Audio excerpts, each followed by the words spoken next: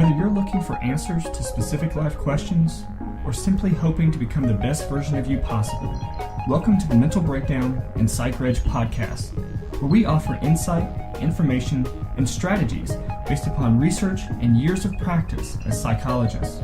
So sit back, have a listen, and get connected with our hosts, Dr. Berney Wilkinson and Dr. Richard Marshall. Welcome back. Today we are going to talk about type A personality disorders, cluster A personality disorders versus type A personality styles. We're going to kind of differentiate that. Not to be confused, right? Yeah. Because in common parlance, people talk about, well, she's a type A, which is very different from a cluster A personality disorder. Right. Okay, those are two very different things. Right. So sort that out first. So yeah, we're going to start out by differentiating those things, and then we'll talk a little bit about the specific personality disorders that fall within cluster A. So usually when we talk about type A, and I guess first off we should say that type A personality is considered a personality style. It's not a personality disorder. It's not type type A. What did I say? I thought I said type A. Well, you know me. I do know you. I thought I said type A. I don't know what I hear anymore. Your voices. But just in case.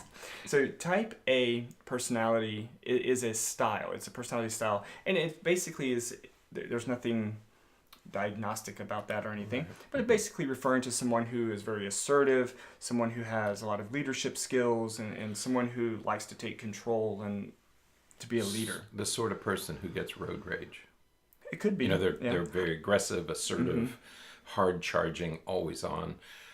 That's a type A person, prone to heart attacks. On the more severe end. Right, if you're on the severe end, but it's a very, typically we think of it as a very assertive to aggressive personality disorder. Personality style. Personality style. Yeah, yes, that's right. That's the confusion. Right? Yeah. So and it's not. This is where it gets really hairy, because some of the traits that we often associate with type A personality style is not too dissimilar from characteristics we attribute to cluster B personality disorders. Right. So then that wasn't a typo. Right. Type A to cluster B. Right. And then so it's confusing, and I'm not even sure why we use type A personality. I mean, it's in popular, like, self-help, popular writing and stuff. But I think because, as we said in yesterday's podcast, when we talk about the personality disorders, we're talking about a person's personality. Okay, we're just saying this is your basic personality, but it's to some extreme. Right. And so that you're bound to get some kind of overlap between personality type and personality disorder subtype. Right. Yeah. So we're going to, so with that difference there in mind, we know that then if somebody is referred to you or somebody else as a type A, that's different than what we're going to be talking about for the rest of the podcast. And also, type A doesn't suggest pathology, right? Psychopathology. Cluster A, B, or C means you're headed in that direction, right, or you're in the sort of the more of a disorder, right, not just a type. Right. Yeah. So, all right. So when we're talking about cluster A personality disorders, there are 3 specific diagnoses that fall within that cluster. What is the defining characteristics of a cluster A? Cluster A personality disorders are typically defined as odd or eccentric. So these are individuals with personality traits that are somewhat bizarre, unusual, and as we get into some of them, you'll see it more specifically. But especially their social awkwardness. Right. It's how you relate to other people and how you interact with others and how you approach others and how you interpret the behavior of other people. Right. So there's a social aspect to cluster A. Right. Okay. Right. So cluster A, as we mentioned yesterday, the DSM identifies 10 specific personality disorder, and those 10 personality disorders are scattered across the three clusters. Cluster A is the autoeccentric, and it consists of 3 of the 10 personality disorders, and it consists of paranoid personality disorder, schizoid personality disorder, and schizotypal personality disorder. Right. Not to be confused with schizophrenia. Right. Okay. But there's a relationship. Right. But we have to make sure we separate those. Right.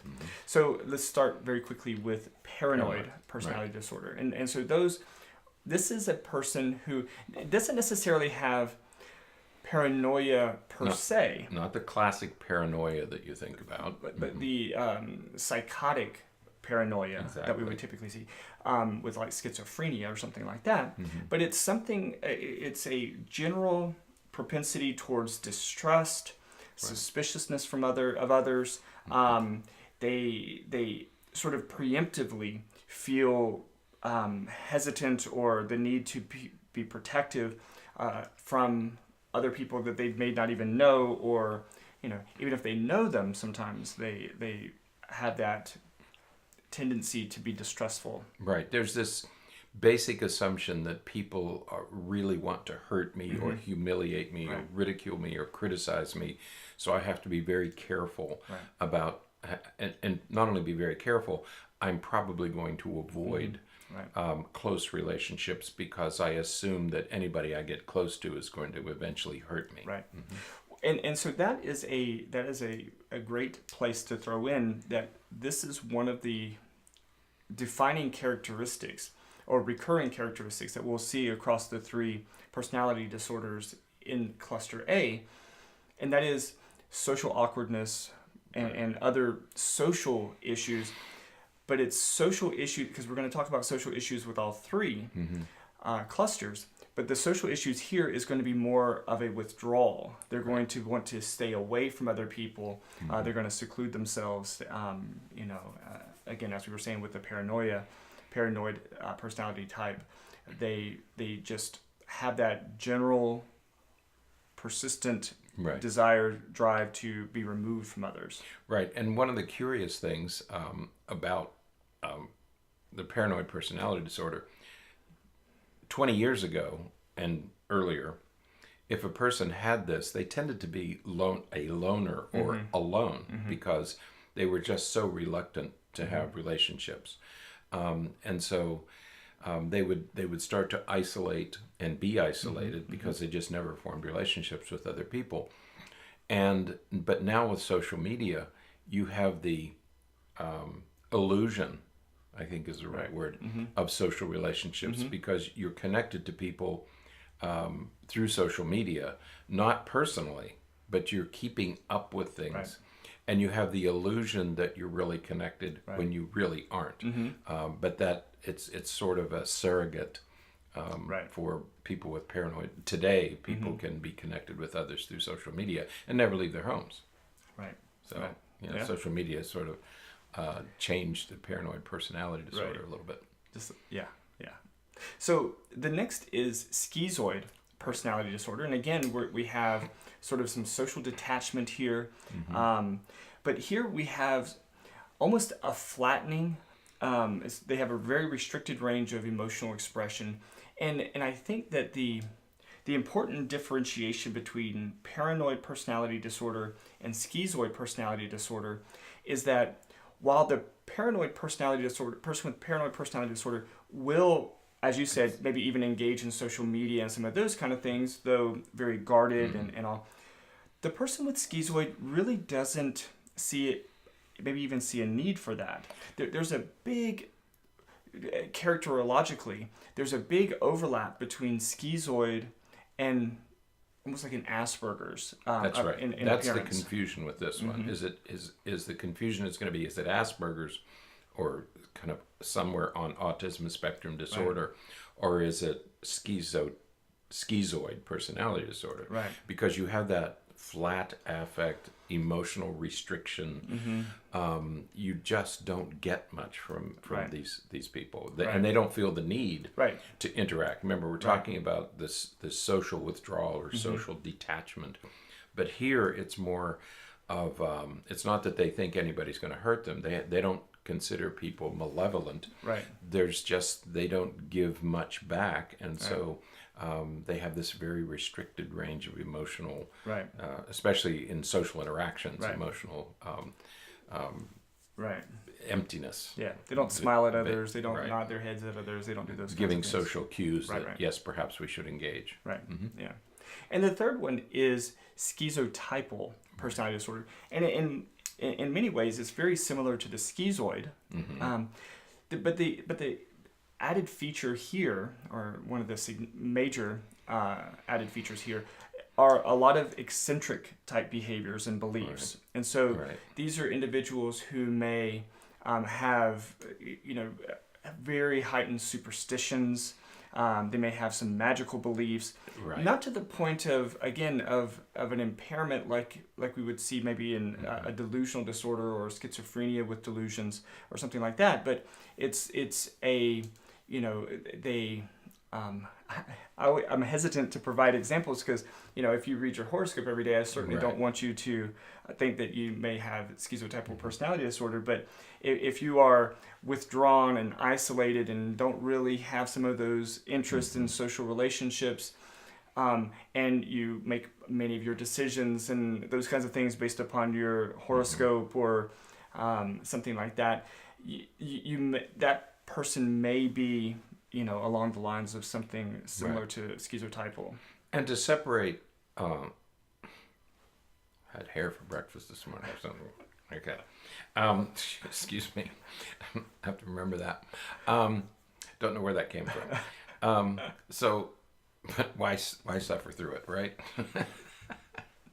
Okay. I have to shave that breakfast cereal from now on. Differentiating schizoid from schizotypal. Okay, the schizoid has this flattened. The schizotypal may not. But they engage in fantasy and superstition, and they see things, and not, as you say, not to the point that they're having hallucinations. But they think they can read other people's minds. And I had a young boy one time years ago. And it was right when Star Wars came out, and he really believed that he had Jedi type powers that he could. What do they call it? He could do. Come on, help me out here. I'm just. Come on, I'm just listening to you. Let me suffer, right? Jedi mind tricks. Yeah, he could do that. He really believed that he could sit in a classroom and do Jedi mind tricks on other students. Now we're approaching not true schizophrenia. It wasn't to that extent, but he thought that he was able to do this, and he had, but it affected his social relationships because he based some of his behaviors and interactions on this belief that he could read other people's minds. So that's schizotypal. Okay. Differentiated from schizoid, which is just a flattened, no interaction. And all of which are differentiated from paranoid, who are just may engage in social relationship, but they're very guarded, very protected, and very suspicious of others. You don't see that same suspiciousness in the schizoid and schizotypal because they are oftentimes just unaware of some of that. But you can see the relationship with the paranoid and the schizotypal and schizoid with paranoid schizophrenia. It's just not as severe. The thoughts and the hallucinations are absent in the personality disorders, but you can see the relationship. Yeah. So, all right. Tomorrow we're going to focus on cluster B personality disorders, which are really the a little bit more prevalent. They're the ones we know the most about, and they also are more prevalent. You're right. That's the other issue. They're more sometimes prevalent. more concerning. All right. So tomorrow will be cluster B personality disorders. Until then, stay happy, stay healthy, and forget to be afraid. Thanks for sharing this episode of the Mental Breakdown and Psychreg podcast. Be sure to check out the show notes for links to follow us on Twitter and subscribe to our YouTube channel, where you will find all of our previous podcasts and much more. We would be honored if you would become a patron through patreon.com, where any donation you can manage will go to the development and creation of more content. Just visit patreon.com/thementalbreakdown for more information. Thanks again for listening. Have an awesome day, and we look forward to being back in your feed tomorrow morning.